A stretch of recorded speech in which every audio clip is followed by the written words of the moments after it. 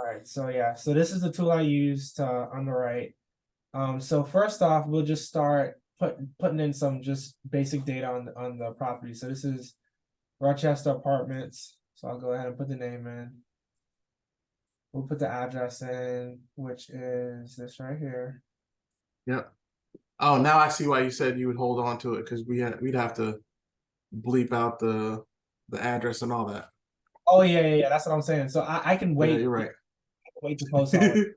Yeah, because We like I just said, this is gonna be like real, like just kind of laid back underwriting. So I could just wait to post this. Once we get once you figure out what you want to do with the deal. no So worries. I this, like it. yeah. So this is a 4 unit, right? No, this is a 28. This is a 10 unit property. 10 units. Yeah, built in 1963. 1963. Yep. All right, and then the asking price for it Ask is price is 529, or on there they got 559, but on Zillow and I think it was LoopNet they had 525. But we'll go with the one she sent us, so we'll play it like it's 559 and just you know they you want gonna have to come down to that price. So all right, 559.9. yeah, All right. All right. So we'll put the purchase price at 500,000 just for right now. So I won't play with this. I will do. I'm trying to remember on the straight split how they want me to calculate this. I think they want me to do no craft and no crew. I think they want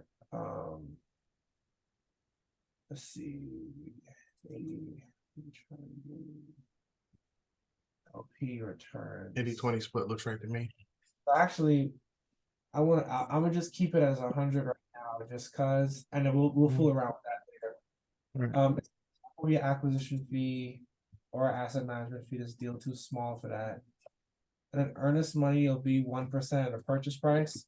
So we'll do 5599.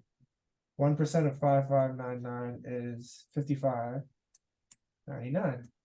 Okay, so that's 1.1%. We'll do a 5-year hold. I won't fool with the cap rate just yet. You think the EMD would really be that low? Yeah, I mean EMD is usually 1% of purchase price, 1%, 2% of purchase price. So you could do it like 5,500 to 10,000. Typically, that's normal. What people see. It's like usually 1% of the purchase. So like when we was purchasing a $3.5 million deal, we did 1% EMD, so we had to put down 35,000. Right. And if we wanted an extension, we just put down an extra like 25,000. So Okay. I think that's pretty common.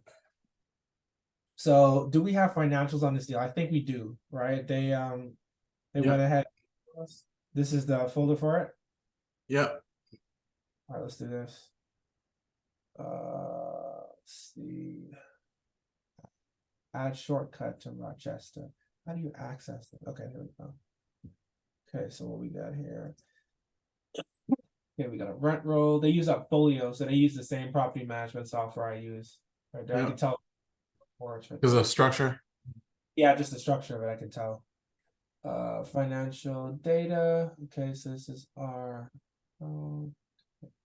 bill detail on a distribution. Okay, we don't really need this bill detail report right now. We could probably just we could use the income statement and the rent roll and then this little description right here. So let's start with the financials. And I wish they had it in Excel. It's usually easier when it's in Excel. So usually anytime someone is given financials, if you can, try to ask them for it in Excel. Okay. We'll just work with what we have. So actually, I want you to do me a favor on your computer. Go ahead and open up this financials sheet right here, because I may ask you to blurt out some numbers to me. Okay, so all right, let's do it. So look, when you're underwriting, so let's just start with just the rule of thumbs right here.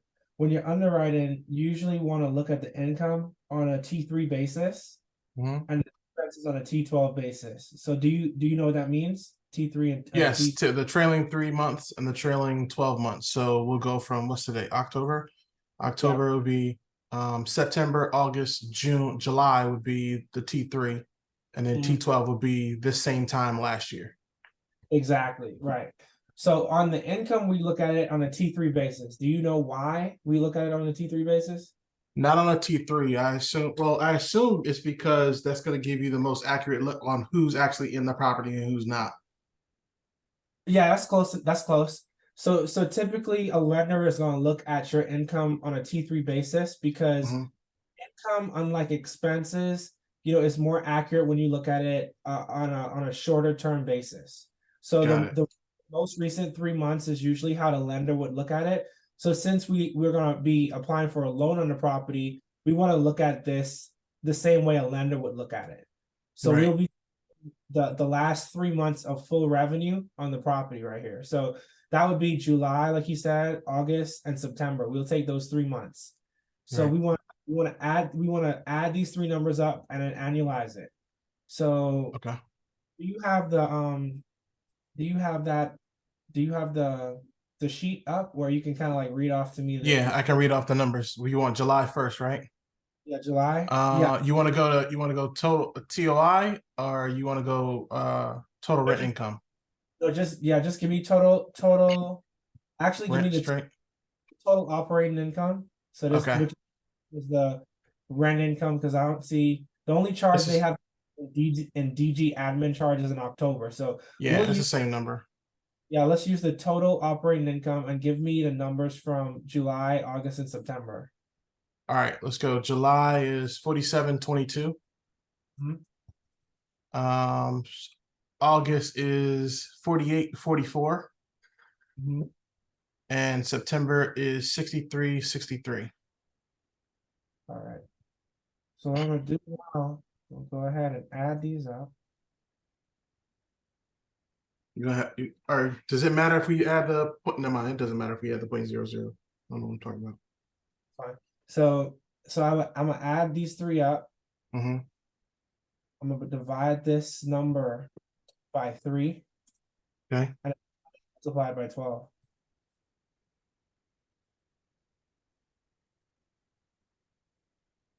All right, so this is my annualized number right here. So this is 63,716. So that Got would it. be my gross potential income on this property. So 63,716. So what I'm gonna do is, so because this property, because of how the reporting is, they don't Mm-hmm.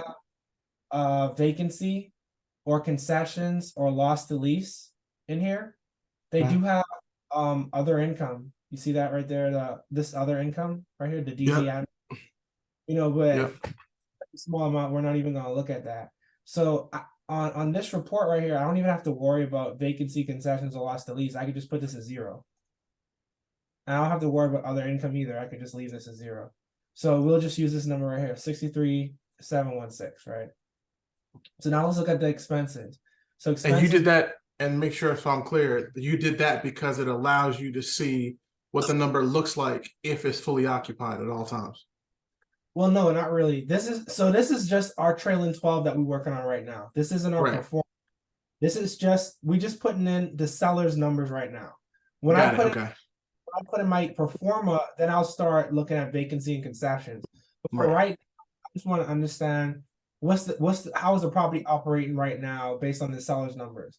And you can Got it. see the seller doesn't have any vacancy, concessions, loss to lease, nothing. It's just 0. I mean, they have concessions here of 100, but we ain't even really, that's accounted in the total operating income right here. You see? Right. Yeah. So we don't really need to worry about that. So we could just leave that as 0, right? So now let's move on to the expenses. So for the expenses on this deal, let's start with our operating expenses. So let's look at what all they have right here. So they got HVAC, landscaping, plumbing, electrical, miscellaneous appliances, trash removal, blah blah blah, pest control, management fees, renewal, electrical, water, evictions. Okay, cool. All right, so let's start plugging in some of these numbers. All right, Right. so we'll just go down. We'll just start from the top and go down. So HVAC, HVAC, heat, ventilation. So they have it listed as R&M. So what this means to me is this wasn't taken, they didn't take CapEx money to pay for this bill. This was taken out of repairs and maintenance. So I'll include this in my repairs and maintenance number right here, right? So the Right. total for the year is 1,896. So what I'm gonna do is I'm gonna go ahead and plug that into my R&M right here. 1,896, right? Yeah, that's it. Yeah. All right, let's keep it moving. So now the second thing we have here is landscaping. So I want to go ahead and plug in this total for the year as 1980. Well, hold on, actually. I may actually have to annualize these because I don't have a full 12 months. So let me see. 1, 2, yeah, I have like 1, 2, 3, 4, 5, 6, 7, 8. I have 8 months. 1, 2, 3, 4, 5, 6, 7, 8. Yeah. So what we're probably gonna do with this too is we're probably gonna annualize this to show it on a 12-month basis because this isn't giving us like a full picture on how much it's gonna cost for Right. a full year. So we actually Mhm. gonna annualize these numbers right here, right? So Got it. what I'm is I know this is 1, 2, 3, 4, 5, 6, 7, 8. We gonna okay, we know this is 8 months of revenue right here. So let's annualize these. So 1980 is landscaping. okay. So let's start with this 1896 right here, right? So we know Yep. this is 8 months of revenue. So what I want to do is 1896. I want to divide this by 8. And then I want to multiply this number by 12. Right. So my annual number is 2844. 2844. Now, what do we have next? So we got landscaping. So our total is 19. So we want to do the same thing.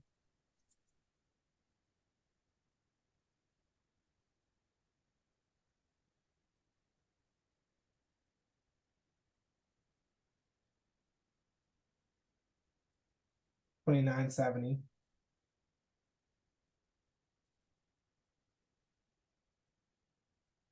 Okay. Now we have repairs and maintenance plumbing.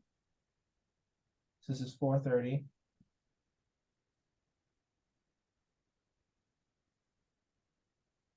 $430 was the total for the year, right? Hold on, let me see. Yeah, 430. Okay.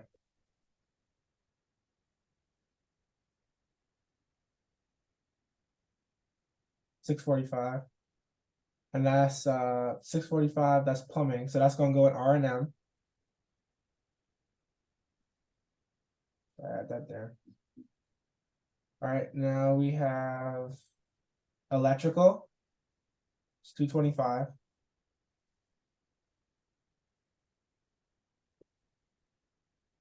Oh no. And then miscellaneous R&M is 27.95.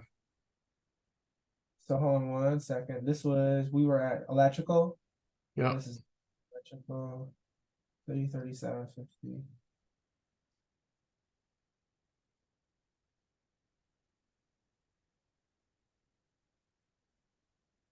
That's electrical right there. So Turn hold your on. camera on, Ed. Let the people see you. Well, actually, I'm on my monitor, so Oh, okay, got it. Never mind then. I'll tell you what we're gonna see when I turn the camera on. You're just gonna see my This wall. is So got it. Got it. we out of luck on that one. So All let's good. we got 25. Hold on, let me actually hide this little bar right here. So actually, look, I Right. almost this is electrical R&M. So this isn't the same as a utility, right? You see, that's the difference. You got the utility R&M, you have the utility right here, and you have electrical R&M. So what this line item is, this is like if you're replacing meter boxes, you're replacing Got it. light fixtures. So that's really what this is. So this number that I was going to put right here for 337.50, This is Mhm. actually gonna go in R&M, not electric here, because this electric is a utility. So let's go ahead and put this in R&M. So then why? Oh, so they just separated so you had it itemized is really what they did because all this would technically be R&M then outside of the glass. Yeah, Even the so they glass would be R&M. yeah, so most of these items right here we see Mhm. on here, most of these are going to be built in on this sheet on R&M. And then some of them aren't though. So that's why we want to go through them line item by line item and then just try to figure out what it is, right? Got it. So here's what I don't like. I don't like stuff like this, but we'll just kind of like bulk it in. You see, they have 1 month right here as miscellaneous R&M, and it's a substantial amount. So if I Right. was buying this property, I would want to ask them, what is this? What was this? Or what was this reflected as? Like, what was this cost? Because right now Right. it's just miscellaneous and it's such a large amount. So I would like to know exactly what that is, right? So we Right. have 27.95. We want to annualize that too. So as you're doing that, I just want to make sure I regurgitate it. So when we're going through these numbers, particularly when it comes to R&M and any others, and if we don't have a full T12, we're going to take it and annualize it, whatever it is. Take however many months, the number divided by however many months, then multiply that total times 12 and then divide that, and then it'll give us the monthly expense or income. Correct. Yeah, Okay, and you understand like why we want to do that. We don't want to understate the expenses on the property. So if right, we only have 3 months of expenses on the property on our financial statement, and we put that in, that's not really going to reflect how much it's going to cost to operate it on a 12-month basis. Because everything we're looking at is on a 12-month basis. But in this case, we only have 8 months of expenses and 8 months of income. So we're going to just annualize on a T3 basis on the income, but on a right. T12 basis on the expenses. So Got it. it's so we don't understate, the amount of expenses that we'll have on the property. Okay. Right. So what was this one? This was a miscellaneous. So we'll just bump this into R&M. Right. So let's keep going. So we have appliance, R&M, right here.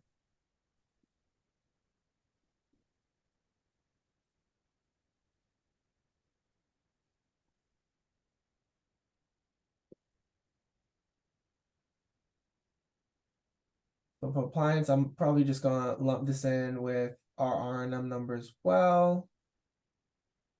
Yeah. Right. And then now we have trash removal. Mhm.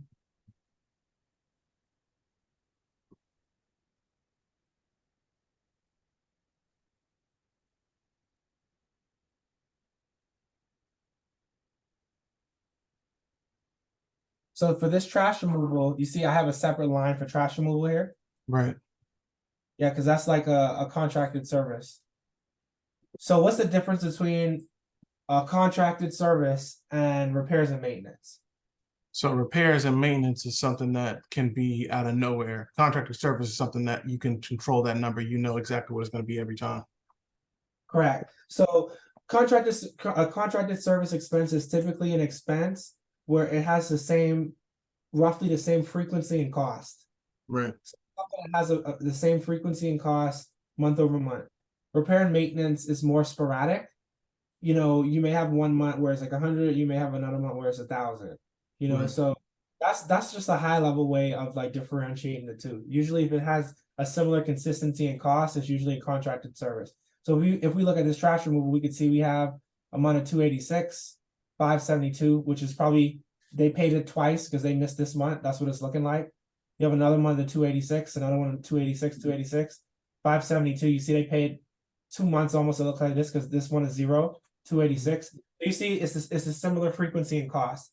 So it's easier for me to, understand that this is a contracted service. Whereas let's look at this next one. This is window glass, right? You see they Right. have one expense, over an 8 month period for window glass. So that's not really much. So yeah, so let's go. We'll still annualize it though. So Got it.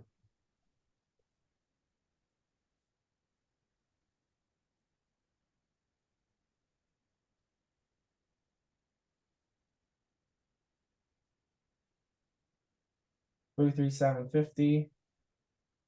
I'll lump this in to repairs and maintenance.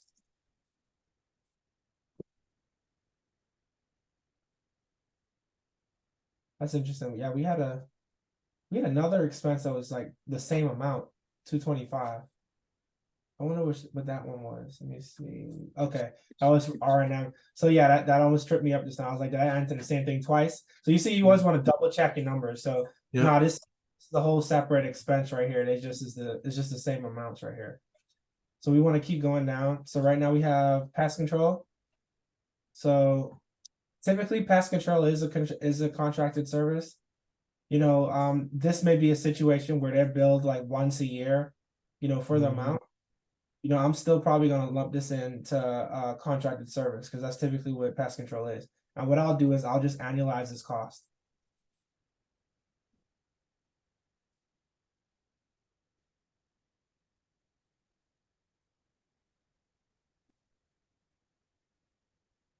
That's 585.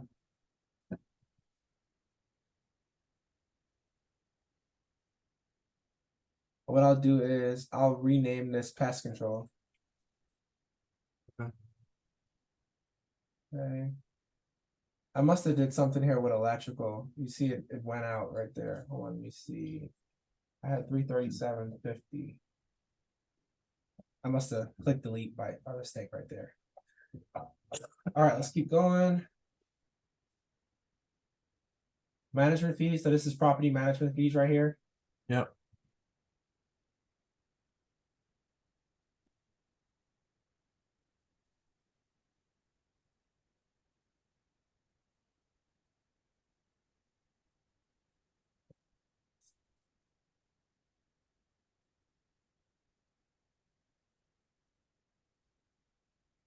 Yeah, I know. It's gonna do that. Just because it's an equal sign right there. There we go. Divided by 8.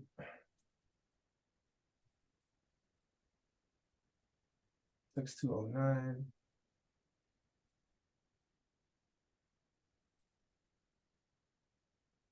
Okay. And then now we have annual renewal fee. So that's an expense. So it looks like they charge a fee if a lease renews. It looks like that's what they do right here. So we'll go ahead and annualize that too.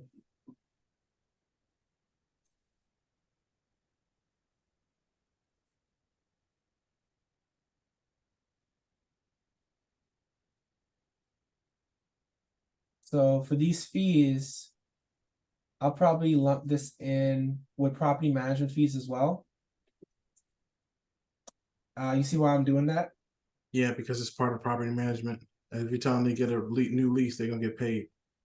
Right. So this is relating to the property management company, right? So this is paying management company. So I'm just gonna lump that into that. They also have go ahead. I was gonna say, then you do the same thing with the administrative fee then too. Correct. Yeah. So that's probably what I'm gonna do. I'm probably gonna do the same thing with the vendor markup Vendor too. markup. Okay.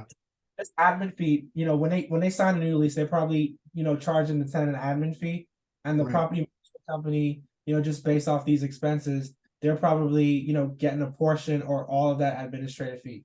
They also have a Right. vendor, right? So anytime they have it looks like anytime they have a vendor that goes out here, they get like 10% or 20%, just for like for bringing the vendor and like coordinating work orders, right? Right. So for me, I would let's do let's do admin fee first, and then we'll come back to that one. So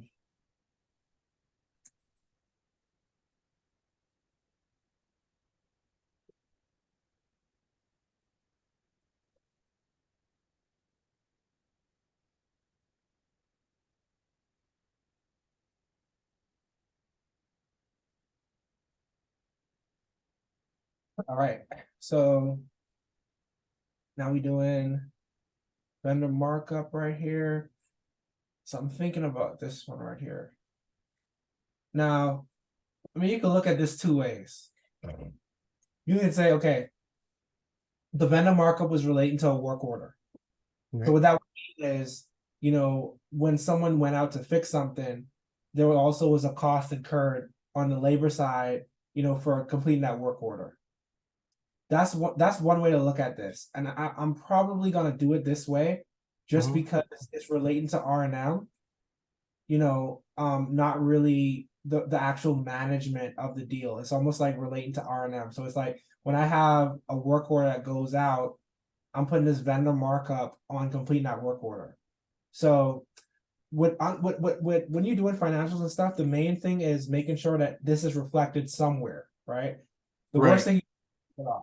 So that's how I would look at it. Some people may look at it differently or put it in a different place. But the most important thing is that it's on your financials, right? So for the purpose of this underwriting, I actually want to put this vendor markup under R&M. And I always remember the most important thing is that it's in there.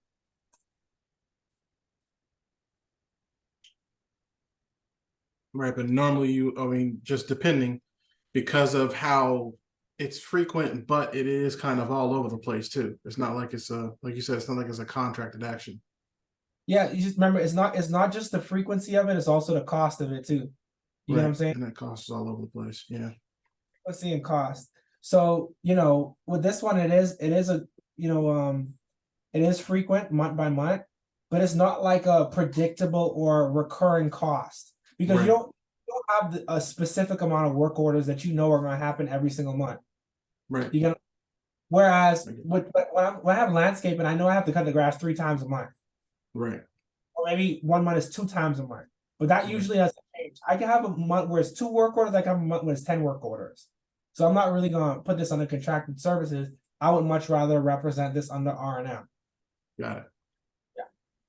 All right. So next we got electricity, and this one is actually a utility.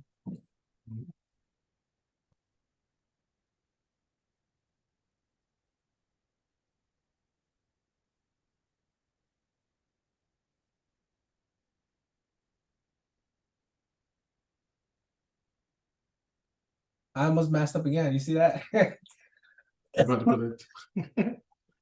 Well, actually, you know what? I think I messed up earlier. So this electric cost right here, this $337.50, this actually needs to go in R&M.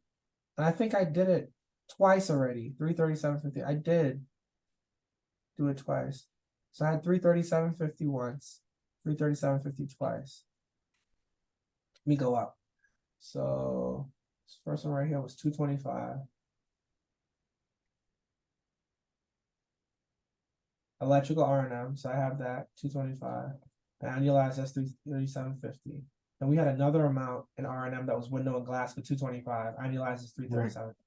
Okay, cool. So I already had electrical represented in my R&M number here. So I just put this in by mistake when I saw that like negative value there. So we want to get our actual electrical utility costs here. So let's look. Let's go back down. $894.58, and let's annualize this. I think I already did it. Yeah, 894. So this is my electrical number right here annually. 110,000. Okay, I see what you're saying. Alrighty. So now we have water. We're gonna do the same thing.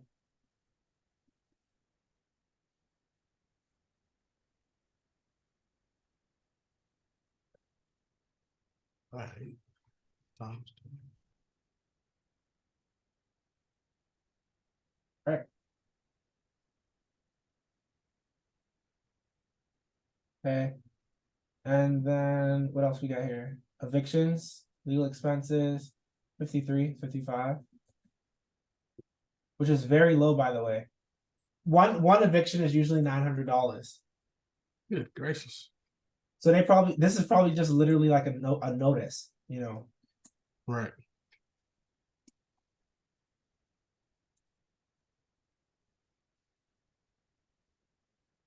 So for this one, I'm probably gonna put this in G&A. General. Why wouldn't you put it in legal? Oh, it's a legal item. Good catch. Good catch. Let's do it in legal. My bad. I forgot I had one of those on here. So yeah, since it's a separate line item for legal, let's just go ahead and throw it on legal. Okay. And fix this real quick. So what's my number here? Good catch. 80. Let's put good to go. Good catch there, good catch. So what else we got? I think that's it for our operating expenses. Yeah, that's it for our operating expenses. Okay, so we're done with that. So our NOI is 34,741, right? All Yeah. income minus all of our operating expenses. You know, operating expenses does not include like mortgage payments. It don't include anything like that. Right. You know, so our total expense is 28,000. Our total income is 63. And our NOI is 34,741. That's not bad. So now let's go ahead and put in our data for like the unit mix and everything. So what do we know about this property as far as the unit mix? So we got a unit A, B, C, D, E, F, G, H, I, and J.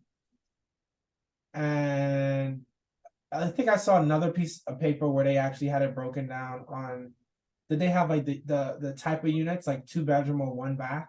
Did she have that anywhere? I think they're all 2 1s, but I don't see that on. I don't see it on any of them. Let me check her listing. Let me see if her listing's still up. Good thing we looked here. I was able to pull out some, see, this is the annual insurance information right here. Yeah. On the actual income statement, they don't have the insurance number there. So it looked like the broker included that in the email. So let's go ahead and plug that in because that's going to affect our NOI. So insurance is 9,600 a year.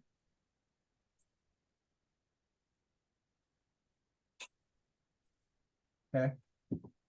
And real estate taxes for 2022 is 2,627. For 2023, it's 3,461. So let's just use the most recent number on this one. Yeah, they're all 2 1s. They're all 2 1s. Okay. Yeah. Got it. Let me just double check on this email and make sure we ain't missing anything else. So, because we just got the real estate tax number, we also just got. Let's look at what else. I'm gonna double check the real estate tax in Birmingham County as well. Yeah, or okay. Jefferson County. Yeah, we should be okay on that. I mean, if she's pulling it, but yeah, you can take a look. Yeah, I'm doing it. Part of I'm doing it because I know other people are gonna watch this at some point, so it's good to go through all the way. Right. Trust but verify. Trust but verify. That's right. Okay, so no seller financing, 10-unit property, all 2 1s. Okay.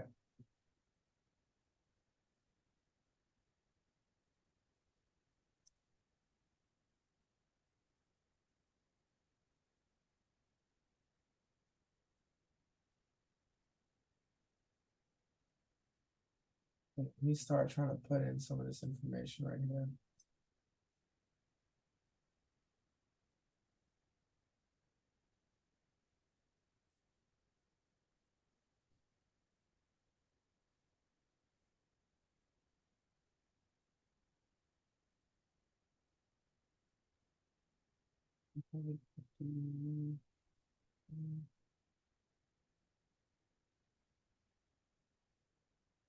I'm gonna do it like this. On this one, I'll probably just do it all in one. I'll break it out for each. That's probably the easiest way to show it for people. All right, so now I'm just getting ready to put in like the information unit by unit. So typically when I'm working on larger apartment complexes, I would just do it, if they had like 22 bedrooms, I'll put them right here. If they had 10 1-bedrooms, I'll put it right here. If they had 15 3-bedrooms, I'll put it right here. Because this is now when we say larger property, because this is the 10 unit. So at what point does it become a larger property? I would say anything like around like 20 plus units, like if I can't fit like an individual units on like these individual ones right here, I would probably bulk them in, to like one or like 2 of these line items. But because it's like 10 units right here, I'm just gonna choose to just break it out like unit by unit on this one. But you could do it either way. This is more just for visuals. Like it's no right or wrong thing. Like I could have bulked all of them in one, but because I noticed like some of the units with section 8 and stuff, I Right. want to kind of just break it out to just make it easier to read. Absolutely. So let's look at So I unit. got a validation on the property tax. So the property tax, the total tax was 346.1, like they say, but the total due was 3,522. 3,522 is the total due. Would that include Yes. late fees or something like that, or what is it? I mean, not So I okay. don't know what caused it to jump out another $50-$60, if I'm honest, because I'm looking at it and it just says total tax You want to share your 346.1. Yeah, I can share the screen. let me give you permission. Yeah, you should be able to share it. Just share your screen real quick. Let's check that. Okay, so you see, so right here it says 346.1, and then it jumps to 3,522. Let's click on that parcel, that blue parcel right there, the parcel. Let's click on that real quick. All right, let's scroll down. All right, look, so it looked like it was like $61.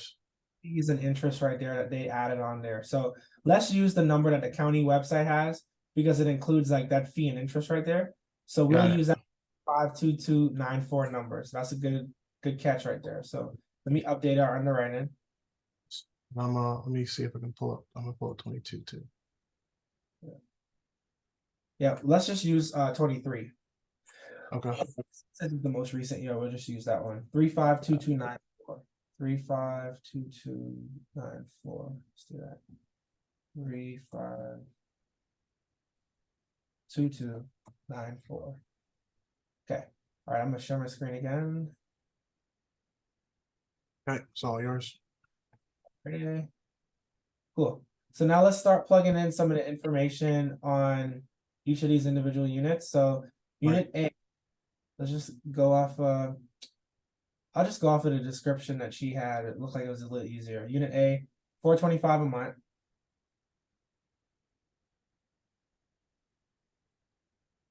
Yeah. Unit A 425. Trying to obtain a Unit. renewal. Yeah, okay, go ahead. You want to read it out to me? Okay. Yeah. Unit you already did a unit A. So unit B, Uh-huh. 565 is pending signatures on LR documents. Mhm.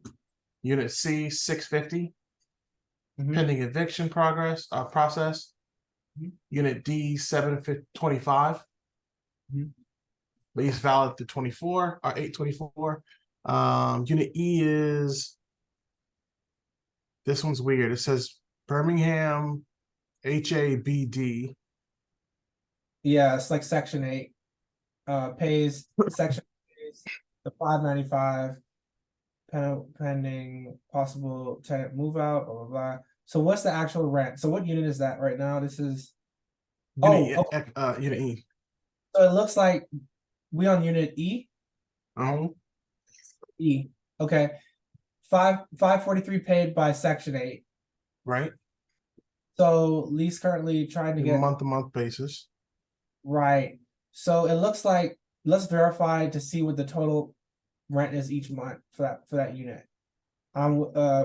Unit E is 543. So it looks like the section 8 pays 100% of their voucher. That's what that's looking like to me. So it's section 8, it is not split up between the tenant and the section 8. They pay section 8 pays 100% of it. So that's all that means right there. So we'll So put then in why is she saying trying to get Section 8 to answer us on recertification dates so we can get renewal out as the dates often change? What does that what does she mean by that? I'm not quite sure. I mean, it can really mean anything. Just based off of what we're seeing right here. This is what the rent is, and Section 8 is paying 100% of the rent. Now, as far as what they mean by recertification date, so they can get a renewal out, I'm not quite sure what that means. So I'll find out. so this is a good example. So when if you're going through and you ain't sure about something, always go back to the. But as far as for us, like doing our underwriting, we looked at the rent roll and we noticed that the full rent was 543, and it looks like that full amount is paid by Section 8. Now, as far as on renew or not, that's a whole different story. So for right now, let's just put that 543 in for unit E. Unit D, did we do unit D yet? let's see. Yeah, I thought we did. Oh, let me see. We probably did. We Yeah, did we D? yeah, Yeah, 720. no. Yeah, we did. Okay, we did. Yeah, because I Yeah. said valid, Visa valid through 8/23 or 8/31. That is. All right, so let's do unit F. That one is 549. Okay. Section 8 pays $1. What? That's what it says. It says Birmingham HABD Section 8 pays $1 versus tenant pays $549 by month. That would Trying to mean that obtain renewal. yeah, that would mean they total rent on that one is 550 then. But let's look at the rent roll real quick and just verify. That's foul. Our risk section ain't gonna do $1. Right. I'm trying to see unit F. Unit F right here. Let's look at the rent roll. Unit F says 551 for some reason. So like the rent roll says 551, Mhm. but on this unit is saying five 50. so let's just use the rent roll number, I guess, on this one. I mean, it's only $1 difference. It ain't gonna make a huge difference. I'll just use the higher number. I'll use the rent roll number. So I'll say 551. All right, so unit G, Shante Gary, that's 550.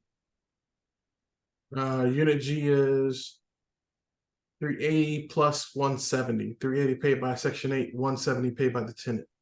Right, 550. Yep. And what I would like to do too, let's just take a second to identify which units are Section 8, which ones aren't Section 8. So Okay. let's start from the top and tell me. Okay, go ahead. Yep. Section 8 is E, Echo. Echo is the first. Yep. Foxtrot is the next. Okay. Golf, Hotel, India, and I think India is the last one.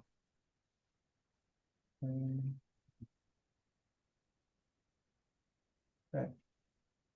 HI. So F, G, H, I, all of those are Section 8. Yep.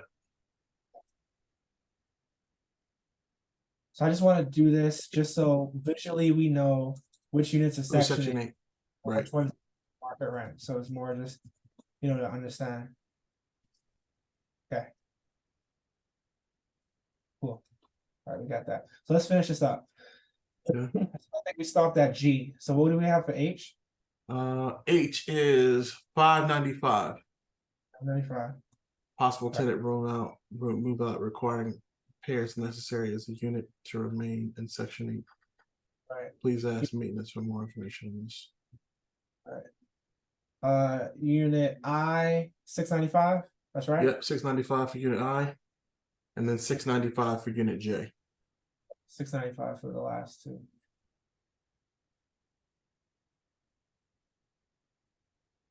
Is unit J is that unit a Section 8 too?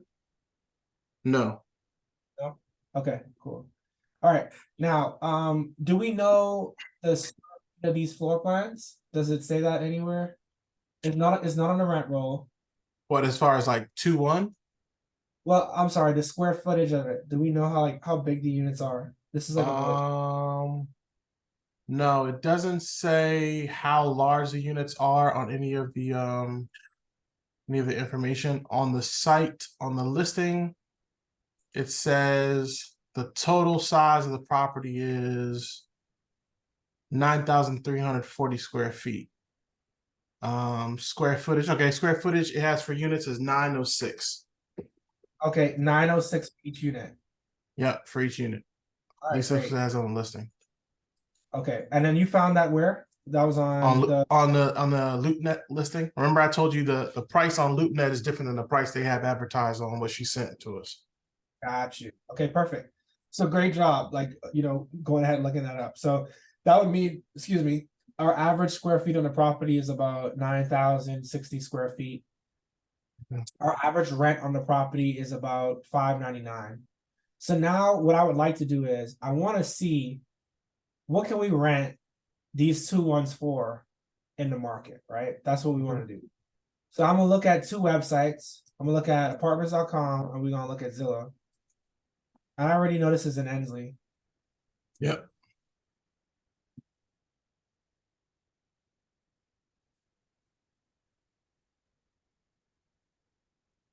Okay. Let's just do the zip code 35208. That is not right. Hold on. Zillow 35208. There we go. All right, now let's look at just apartments. Let's look at just 2 ones. All right, now let's see what we got here. Got some. It's a 3-2. So it looks like this is a house, though. Let me see. That looks like a house. House. So this could be an apartment. Let's see. So on Go ahead. on the HUDuser.gov, it has a 1 bedroom at 1,109, a 2 bedroom at 1,245. Share your screen real quick. Of course.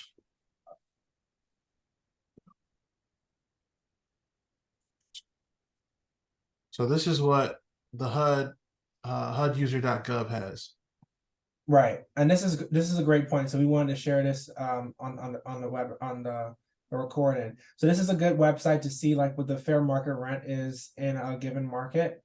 Now here's the thing: we're not actually going to be using these numbers right here because this is taking an average of the entire MSA. Right now, Right. in an MSA, you have A, B, C, and D class areas. So although Section 8 or HUD would pay up to this amount on a 2 bedroom, that's not necessarily what we may be able to achieve on a unit in Ensley. Because also it comes down to the demand, right? If we Right. put a unit at 1245, even though they would pay up to that amount, that don't mean that anyone is going to rent an apartment in Ensley for 1245. But this is a great resource to understand, what's the max, or what's that the HUD would pay or Section 8 would pay, on a unit. So that's great, to go ahead and like share that. But like for this, for our practice that we're doing right now, I would actually like to look at actual like apartments that's renting in the area because that's going to give us some live like A better feedback. idea.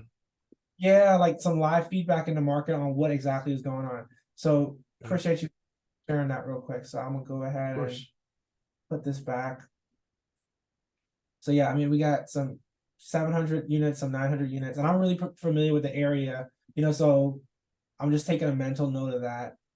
So now let's look at Ensley right here. And I want to change the type. Let me hide my media control to just apartments. And they ain't got no apartments.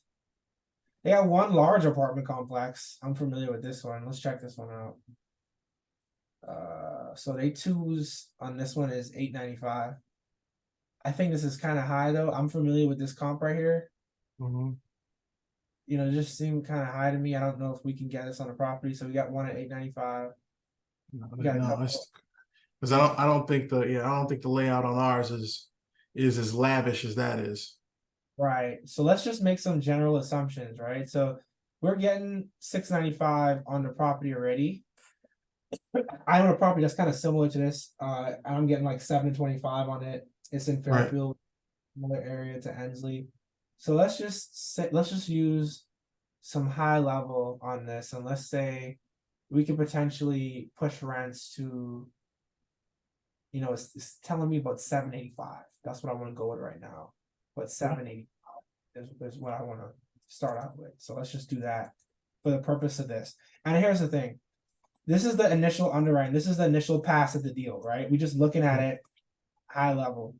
But what I'll do is to verify this number, I'll go ahead and reach out to some property management companies in the area, or if I was, managing it myself, I would take Mhm. some time to drive some of these comps to get like a better idea, of what, the average rent is gonna be on the property, right? But for right now, we're just gonna say it's 785. So now we're getting ready to look at our P&L, right? And what I like to do is I like to do something called, the market rate increase on the property. So what I like to do is I like to take the difference on what the target rents are, the average target rents. I Mhm. like to I like to subtract that by the current rents in the property to get a delta or a difference, right? So Right. this is a difference of $186. And what I usually like to do is when I like to add this on my P&L, and I like to ask myself, okay, how long will it take me to turn over all of these units and get them up to 785, right? Right. So so typically, this is a 10 unit apartment complex. So this will probably just take us 12 months at best to really do it. But I want to be a little conservative. So I'm gonna say 2 years. Okay.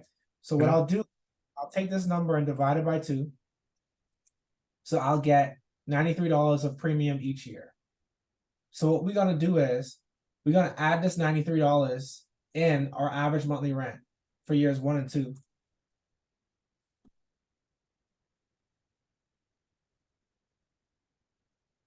Got it, because you need to account for that it making that much only for year 1 and 2 as you're doing the repairs and fixes. Well, no, so now we just talk about average rent. So what I'm saying is I'm about to turn. I'm just saying it's going to take me 12 months to turn 5 units and another 12 months to turn another 5 units to get Right. my average rent to 785. So you can see by year two, let me take off these increases. So you can see by year two, if there were no natural increases in the, natural rent increases in Increases rent. Right. by year two, my rent would be 785. So Got it. I actually, see what you're saying. yeah, actually, given how market conditions are right now, I'm not actually going to even account for an increase in years 1 and 2 in the natural rent escalator because in Birmingham, like rents have kind of like flattened, this year. We haven't seen like a lot of positive rent growth. It's kind of like just been sitting there, and a lot of markets are kind of like seeing that too. So Right. what I'm conservative for our years 1 and 2 on this deal, I'm gonna just say 0% rent increase growth for years 1 and 2, but I'm gonna still account for an increase in expenses Okay. because expenses are still increasing, Right. right? And I'd say by 36 months of owning a deal, we'll see some natural increases as well. But for the first 2 years, given current market conditions, I'm gonna just leave this at zero, and I'm gonna Right. keep it up too. So I want to take out other income because we don't have any plans on adding any additional income on the property or anything like that. And then we want to look at vacancy and concessions, right? So, typically, you want to be anywhere between, I would say, on the low end, about 10% between the two of these, on the high end, about 18% on the two of these. And this is Ensley. So I want to go a little bit higher on this than 12% for my year one. I actually want to go closer to 15% in my year one. Um, you know, given the market. And this is just like high level, right? So Right. I want to go close to 15% in my year one. And it may be more than that. Um, and then my year two, I want to drop this back down to about 12%. And then I would keep it at 12% throughout the rest of the whole Wait, year. you said 12%, but you put 8 in there. Yeah, the total How'd you? is 12. Oh, Yeah. okay, okay. I see what you're saying. I see what you're saying. I see it now. Okay, I'm sorry. Yes, I'm using 8% for the vacancy, and I'm keeping the concessions The at 4% 4%. Got throughout it. the whole. So what I'm saying is year one, I expect to have a little bit more vacancy than usual, and then years 2 through 5, the vacancy will be around 8%. And then I could always change this, if I go back or I'm doing some more market research and I realize, well, hey, this actually needs to be higher than that.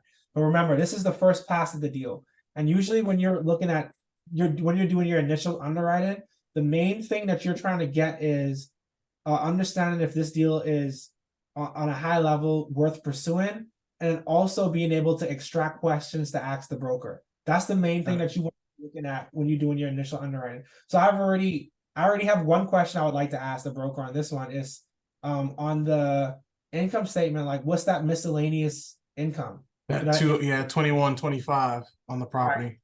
right. So that's a question I would just jot down. You could do that for me. Just jot down like, hey, that's one of the questions that we want to follow up with the broker and ask, right? Already done.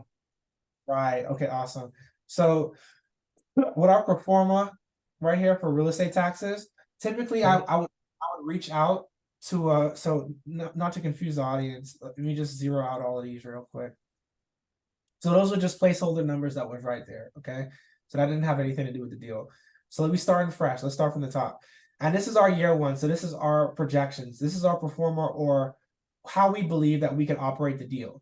So this column right here, column A, was the T12. So this is the seller's financials.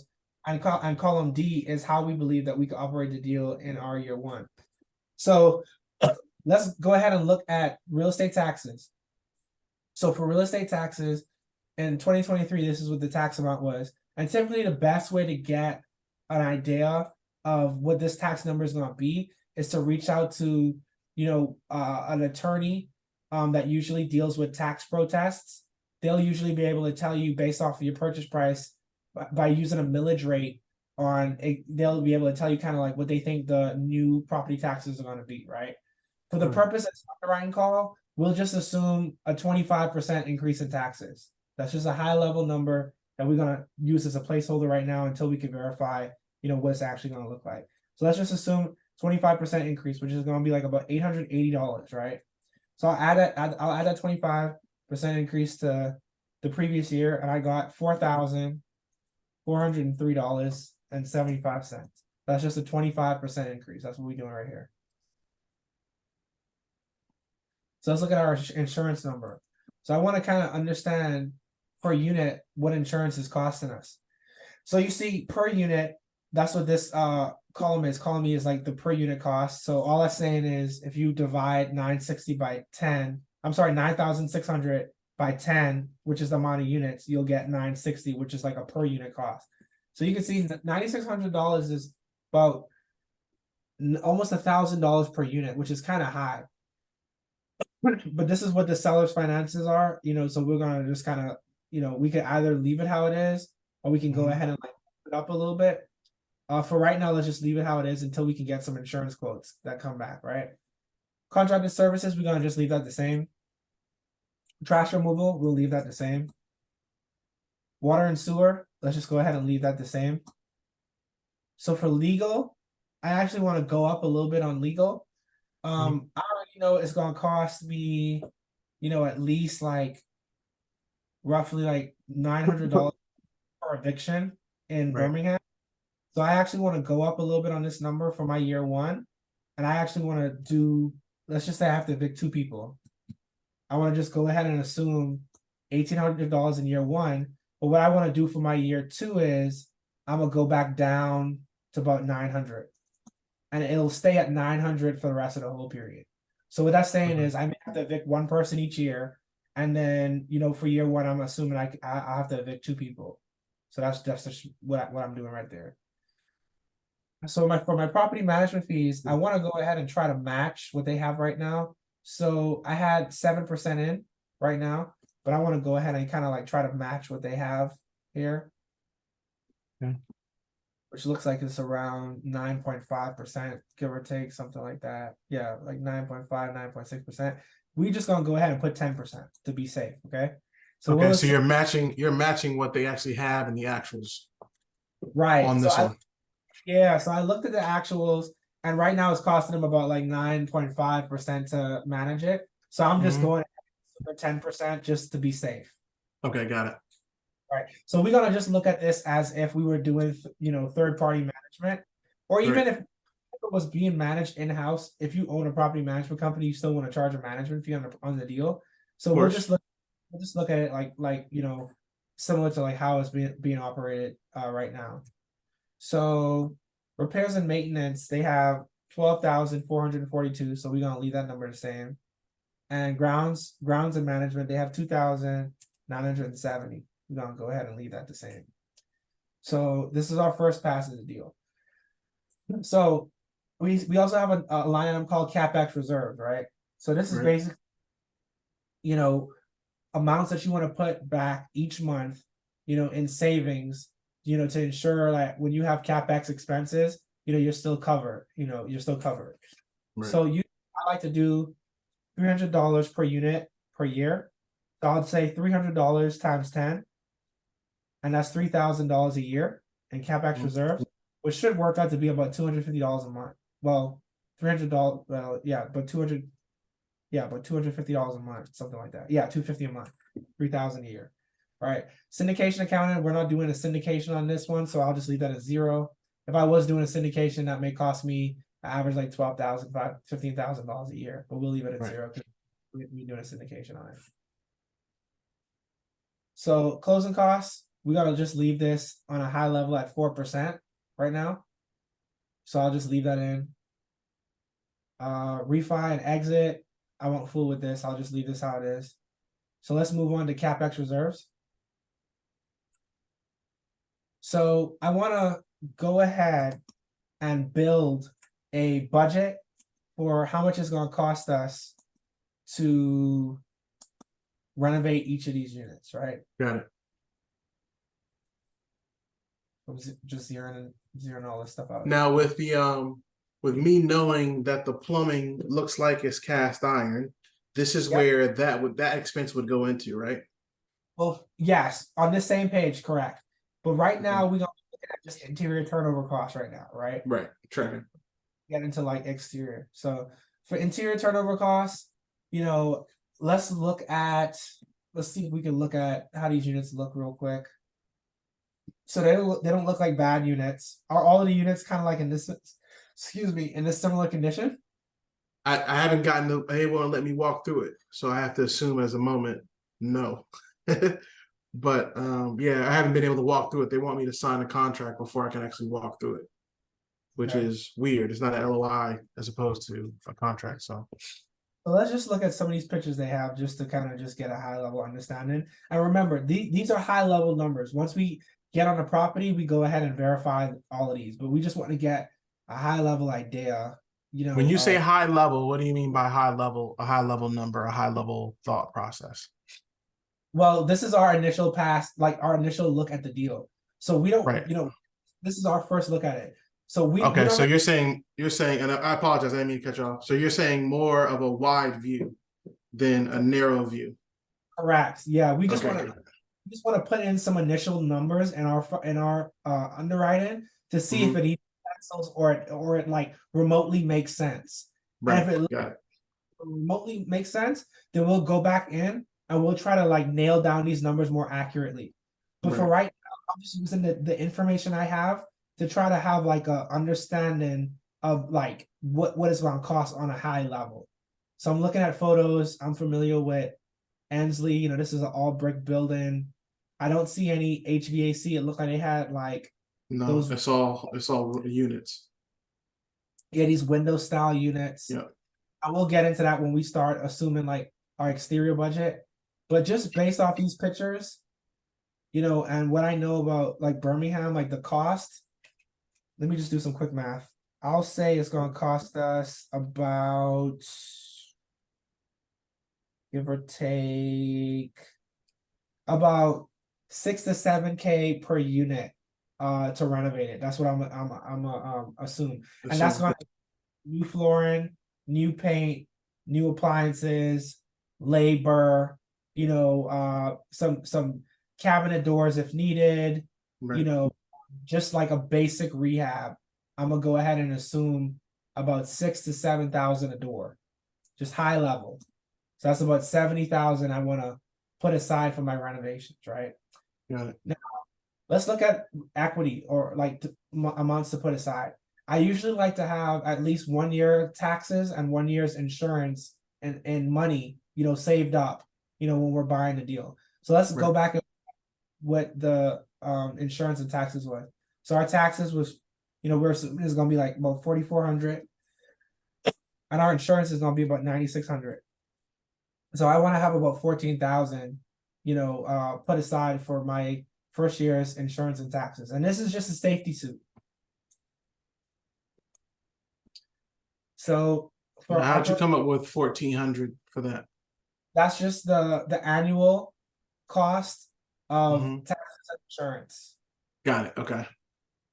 9,600 plus 4,400, that's 14,000. Okay. Right. So for deferred maintenance reserve, I usually like to have about 6 to 8 months of operating expenses in reserve. Mhm. So let's calculate that. We'll use 8 months, right? So our total operating expenses for the year is 43,539. Yeah. I want to take 8 months of reserves, right? I So just you want want about eight right. So you months. want to divide it by 12 and then multiply it by 8. Correct. So our number is going to be 29,026. Yeah. Then for It our changed back. Oh, never mind. I saw it. I see it. I see it. Never mind. I didn't realize you clicked that fast. Sorry. for our operating reserve, we could just go ahead and like kind of put like 7,000. This is just like a placeholder. Operating reserve, it really just depends on like the condition of the property. I don't really know much about this property right now. So I'm just using kind of like round numbers. I don't know like the condition of the HVAC units. Depending on like when I do my property inspection, I'll Hmm. understand like what I want my operating reserve to be. For right now, I'm gonna just leave it at 7,000 to get that number from like 43,000, about 50,000, set aside, right? Yeah. Okay. So as far as exterior costs, so let's talk about the exterior of the property. So are you planning on doing any like do you plan on putting in any HVAC condensers on the property, or you want to just kind of keep it how it is? Like what's your thoughts on what you want to actually like do with the property on the outside? So it's got a lot of damage on the soffits on there. So I'd like to fix those as well as the drainage. There's quite a few drainage pipes that are missing on the property itself when we walked around it. So that I think would be advantageous to keep it from flooding underneath and having something be eroded and fall apart. Um, Again, the next piece, I'd like for it to be HVAC as opposed to these window units, but I don't know what that number looks like considering you'd have to pull those things out of there, then repair that wall um, with the same color brick or something close to it, and then run all the ducting and all that great stuff. So that's the part I'm not quite sure about, but I'd like to spruce up that at least fix the soffits, fix the drainage. Um, if I could do HVAC, but again, it would also depend on what that plumbing looks like. Because that plumbing looks like cast iron, then I'd leave the HVAC alone for a little bit until I figure that part out. Yeah, because you're assuming that you may have to replace that plumbing. Well, here's the thing. I'll Exactly. break it to you. If you gotta replace all of the plumbing on this deal, I mean you ain't gonna have good returns. If that's something Yeah. that like just if that's what's needed on the deal, then you may be in some issues, right? So Right. let's just start with some high level numbers, right? I already know it's probably gonna be very expensive to get HVAC. I already know like a condenser, a package unit is probably gonna cost me about $3,000 to $4,000 for a package unit, in Birmingham right now. Like Jesus. with the vendors that I have, package unit. Right. That's furnace, or air handler and then condenser on the outside. Right. This doesn't have any ductwork, so I'm assuming, and this is just high level arbitrary numbers. I'm assuming about maybe $5,500 a unit on the low end to Mhm. install HVAC per unit. We got 10 units right here. So we talking about 55,000 potentially that it would cost us to go ahead and install HVAC for each one of these units. That's a Right. substantial. I don't think that's really gonna work for this deal. So I'm gonna just leave that out right now. But that's just high Right. level.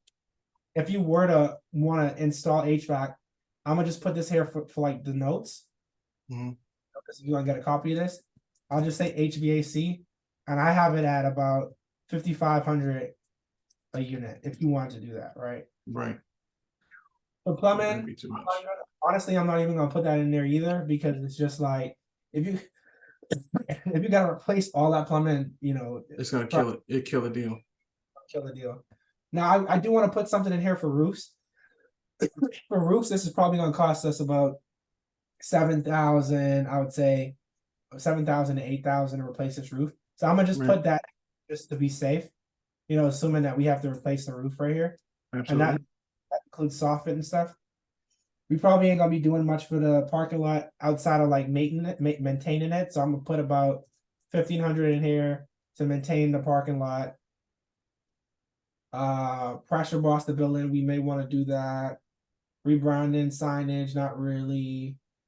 Landscaping, you're probably gonna do some minor landscaping on property. So let's just throw about $2,500 in here for like some minor landscaping if you want to do that. And then for power washing, I'm gonna just put 1,000. Right. So I just want to have some basic. So we'll say we're gonna spend about $12,000 on the outside, right? So now I have $50,000 in reserves that I want to keep on this deal. I have about $12,000 in exterior. And remember, once we do our property inspection, we'll go ahead and verify to see how much we need once we have a that goes through. But for right now, we'll just say 12. For our interior, I have about 70,000. So in our total capex like and reserves on this deal is going to be about 82.5 plus 50,000, so about 132,000 in equity that I would want to have in this deal, not Right. including the down payment. This is just equity to have on the side. So you can see like it's a lot of money, right? Yeah. But typically this is how you save yourself from running out of money in the deal. Always having enough money in there to cover these kind of costs, Right. because you go and run into this. So it's two ways to go about this. You could either put this money in, or you're gonna have to take it out of cash flow.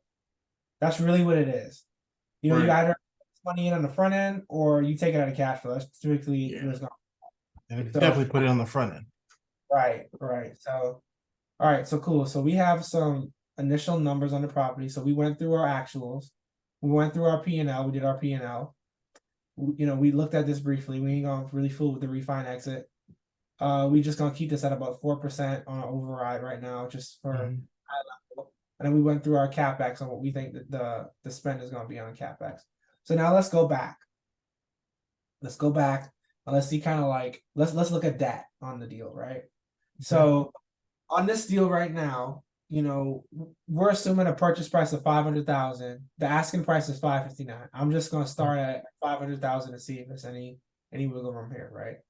So the down payment on this deal, I'm gonna go ahead and adjust this number to, in market conditions right now, I don't think 70% leverage is really where we're at. We're probably closer to about 55% LTV, I would say. On the deal right now, should be about 45% down. So I'll do between 40 to Wait, 45%. now how'd you had 50% LTV or 55% LTV, but then you ended up putting 45 down. How'd you come up with that? What was that thought process? What would that look like? Oh yeah. So that's just 100 minus 55 is 45. Because the Got it. lender, yeah. So 100%. So 100% represents the full purchase price, right? So Right. all I'm saying, the lender is gonna lend me 55% of the total purchase price, and I'm Mhm. gonna have to put in 45% of that. So 45 plus Got it. 55 is 100. Understood. And Got it. now for the rate on this deal, this is a sub $1 million deal. So usually with a sub $1 million deal, you ain't gonna get the best rate out here. So I'm Right. gonna say on a deal like this in today's market conditions, You're looking at 7 or 8, I think. yeah, I would say between 7.5 to 8%. So let's just put 7.8% for right now. We'll just put it right Yeah. there. Right. Interest only if you like. I'm sizing this deal up like as if I'm gonna get a conventional bank to finance it for me. So that's the type of debt I'm looking at. I'm looking at Right. going to a local bank that's going to lend me on the purchase on this deal, and I have to fund the rehab on it. That's how I'm sizing it up, because it's already fully occupied. It's not a distressed deal. It's at 100% occupancy or close to. So I could probably get like bank financing on it. So on a sub $1 million loan right now with a bank, they're probably not going to give you any interest only. So I'm gonna put 0. And my amortization with a bank type loan would be probably like around, I would say about 20 years is what a bank is going to offer us right now, right? Okay. So it's a 5-year hold, and then let's look at cap rate right now. So just on a high level. So on cap rate, I'm saying this deal is gonna sell at a 6 cap at about 700K, which is about like 43 a door. And we're buying it at about, what's this a door? 500 divided by 10 is about 50. Is that right? Yeah, 50K a unit. I have to adjust this cap rate real quick. 50K a unit, and I have a sale price. I'm sorry, I was looking at the wrong thing. I was looking at the NOI thinking that was the per door price. So this I'm is gonna say, selling. yeah. My Yeah, bad, my per bad. door was like 55, or per unit was 55, I think you said. Correct. Yeah, we buying at 50 a unit, and we selling it at about 70 a unit. So Right. I'm not really gonna fool with this right now, just for the purpose of the underwriting call. But you want to kind of like see what works out in the area. I know Birmingham, right? So I Right. know 6 cap may be kind of low for this area, maybe closer to 8 cap. But then I also know the area, and I also know what things are trading at. So I'm just gonna use some market knowledge right here. Mhm. If we were to own this deal for 5 years, we were to get it stabilized, and we were to sell it in 5 years, I don't think 70K a door is too much of a push, just based off of what I know about the market. Right. So a lot of people may say, go up on the cap rate, but I'm gonna just probably leave this cap rate as it is right now. But I do want to test something. I Right. want to. You're playing with the numbers to see what shakes out. I do want to do just a high level test, right?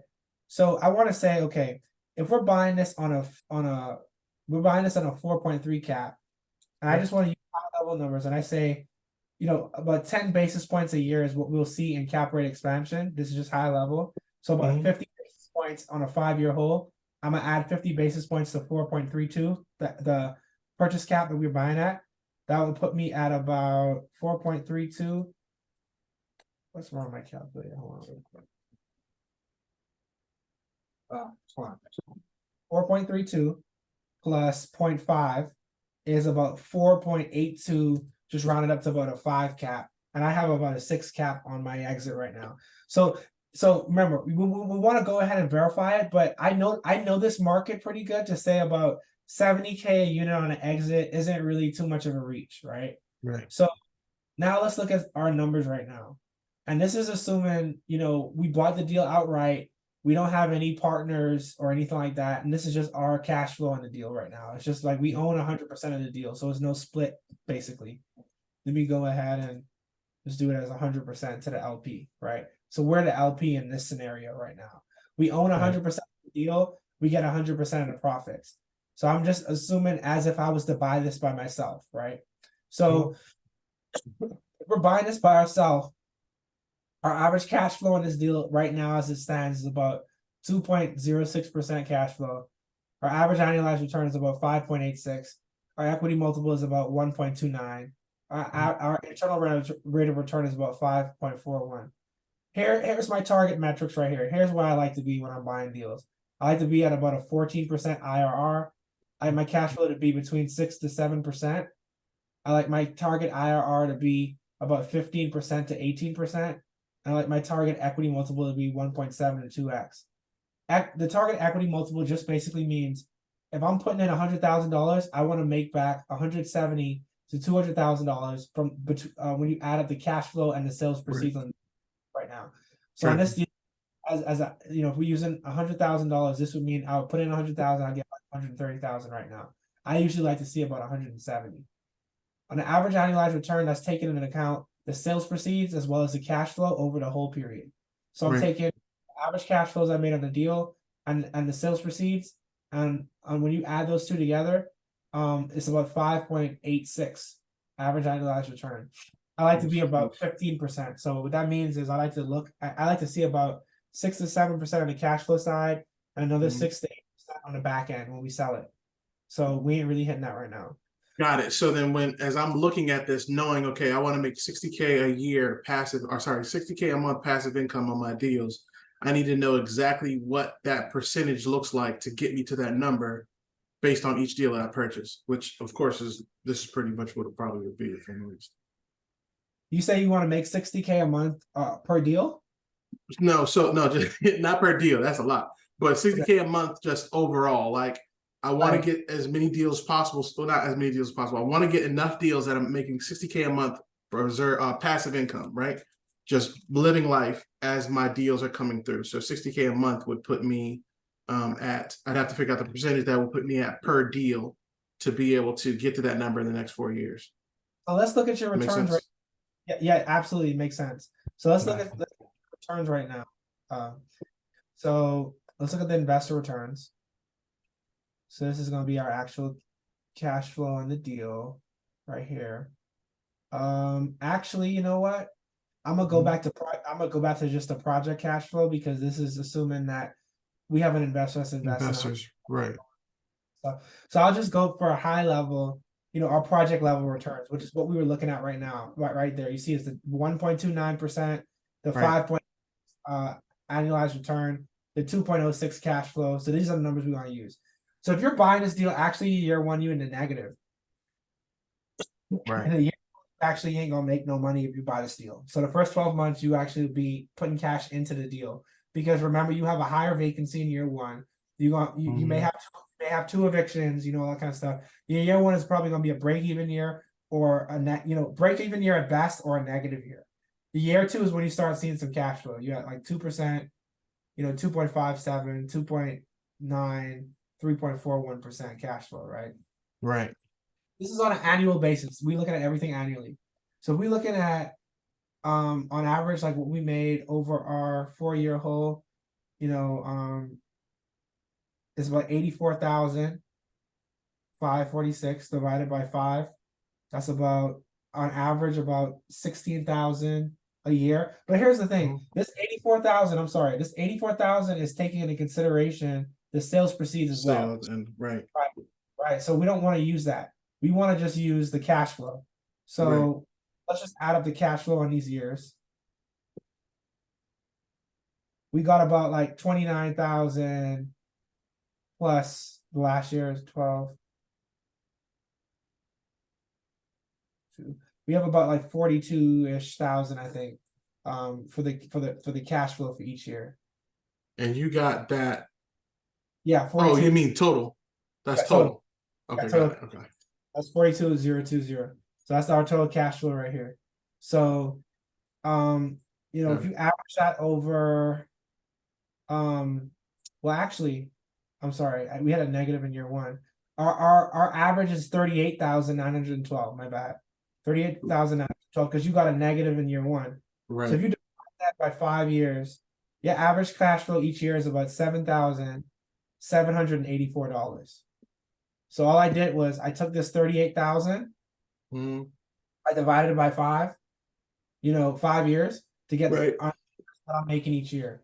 So that would mean on average year over year, you're making about $7,784 a year, or about $648 a month. Remember, your goal is 60,000. So this deal puts you at $650 a month. It ain't that much. You see what I'm saying? No? So Yeah, it's true. right. So But let's this is why when we talked before, you said you prefer large. If I'm looking to get to that number, it's smarter to go after larger deals than it is smaller deals. I mean, it really depends, bro. Like, it depends on how you buy the deal, right? So, what Right. if I buy a deal like this cash and I didn't have any debt? You know what I'm saying? I was able to get it at a good basis, and the price was better. I may be able to make a lot of money on this deal. So let's just play with the numbers real quick, right? Okay. Let's say I was able to buy this deal for $250,000, right? That changes $250,000, everything. $25,000 a unit, right? You see how the difference is. When Yeah. I was buying deals like this, bro, like I was buying them at like, and you're gonna laugh when I tell you the numbers, like 10K a door, 15K a door. And that's why like I was making on average like 22% cash on cash on these small Right. deals. Because Right. I was buying them at discounts. I was buying them at really good prices, Got But it. now what's happening is you having to buy at premiums. So look, this is even at 25K a door, right? Right. 250,000. At this price right here, you make it 8.38% on average cash flow, 33% average annualized return, Right. 23% internal rate of return, 2.65 equity multiple. Is great. It's sick numbers, man. Right. That's ridiculous. Right. So look at what this does for your cash flow in year one. Instead of you being a negative in year one, you making $10,000 in year one. Right. So instead of 648 a month, you making about, 874 a month right now. Your year two, you making about $1,800 a month. By year four, you making like $2,000 a month. Right. You see the difference? That's a good cash flow for a deal like this. That's an average, cash on cash return at 8.38%. I would buy a deal like this all day if it was at this price. Right. See, And that's 21. That's 21K. That's 21,379 a year. I did that. I did the same thing you did earlier. That's way higher than what we were talking about a second ago. Absolutely, right? So this is just some high level numbers. So here's the thing. You wanna find some questions to ask the broker. That's your follow-up, right? So you want to go ahead. I would ask about that 2K expense that we saw, right? Yep. Also, I would like to go ahead and reach out to a tax guy to see what the property taxes would be. Right. Right. Then I want to go ahead and reach out to an insurance person. See what the insurance looks like. Right. I want to reach out to some property management company.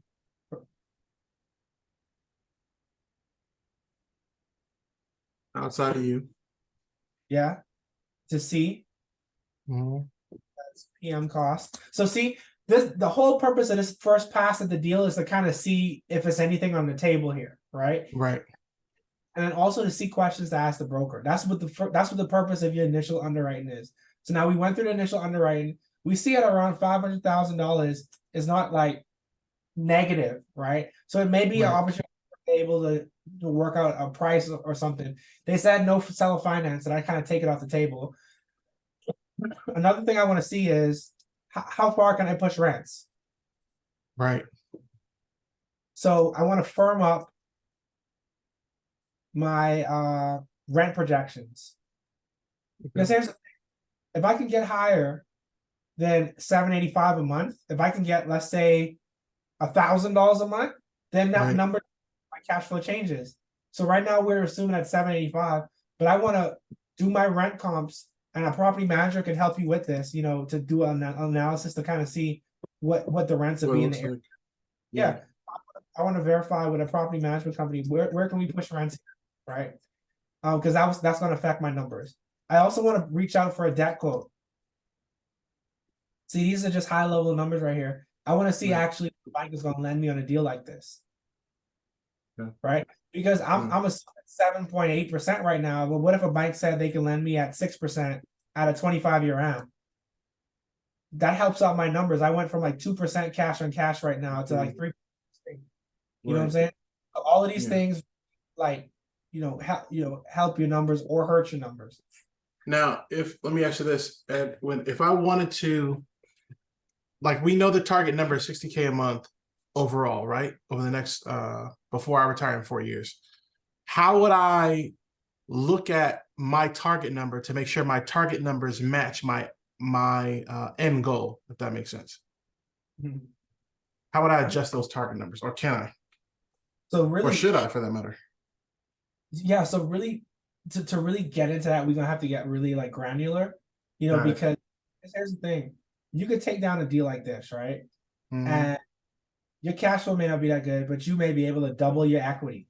It's really too much variables to really like answer like on this call.